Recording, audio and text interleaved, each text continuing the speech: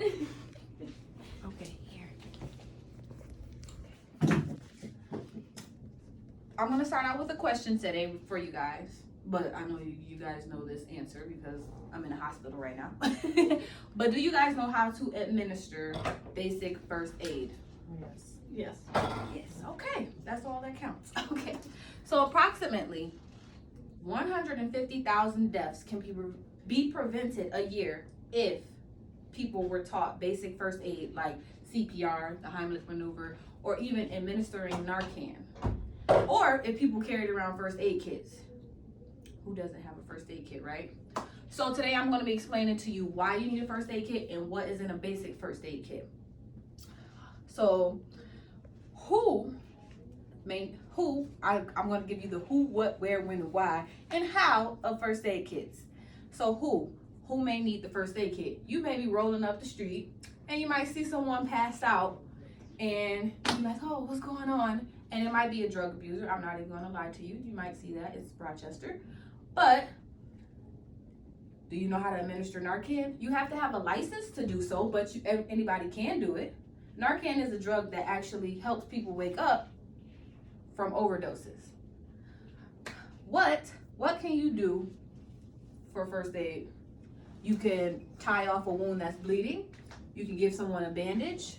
You can administer CPR. You can give the Heimlich maneuver to stop choking. You can do a lot of things by not being a nurse, EMT, a doctor.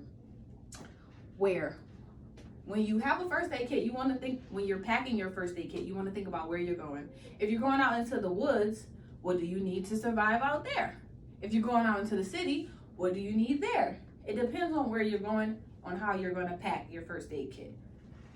When will you need it? At any time. A kid could fall off the bike, you may need it. Someone can get shot, you may need it. And how the world is going right now, you never know. Why do you want a first aid kit?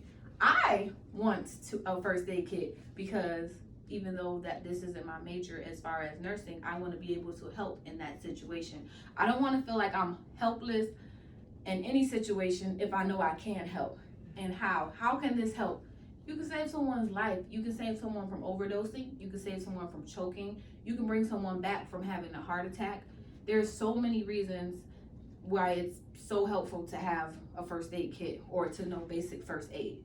So today I'm going to talk to you about a simple first aid kit that you can put together at home, or you can buy the supplies at Walmart. There's medical supply stores that you can get these things from anywhere. Or if you work in a hospital like me, everything is accessible. So today we're going to start out with, it's always good to have 2 pairs of sterile non-latex gloves because, like me, some people are allergic to latex. There's always good to have 3 different size bandages. We have 1 large bandage, a regular size strip bandage, and also a small bandage for smaller cuts. Now you don't need this, but it's kind of good to have just in case. It's a scalpel. It's not accessible to a lot of people, but I also have scissors. You don't have to have surgical scissors, but scissors, a clamp to clamp off just in case someone's artery is showing and you want to clamp that off so they don't bleed out. Also, gauze, your best friend right here for any type of accident.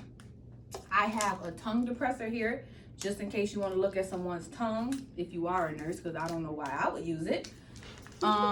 I have petroleum jelly here, or you could use antibiotic cream like Neosporin, A&D ointment. It really doesn't matter, whichever one floats your boat. I have tape here to tape up anything, like if you have to tape down gauze or dressings, which this is a dressing. You can wrap it around someone's leg if they have a bad cut. Also, if you have to tie off someone's cut from bleeding because it's bleeding too much, tourniquet. Or you can rip your shirt and do a ghetto tourniquet. I have alcohol wipes here to sterilize, or antiseptic wipes to sterilize, or you can use iodine if that comes in your kit. I have a thermometer. Thermometers to check temperature. You might want to know if someone's hot so you tell what's going on, or let the EMTs know, like, hey, they have a temperature of this degree. Flashlight is always good to have because just in case you're in the dark or it gets dark while you're administering CPR or you need to show people where you are, it's always good to have that and an extra backup batteries.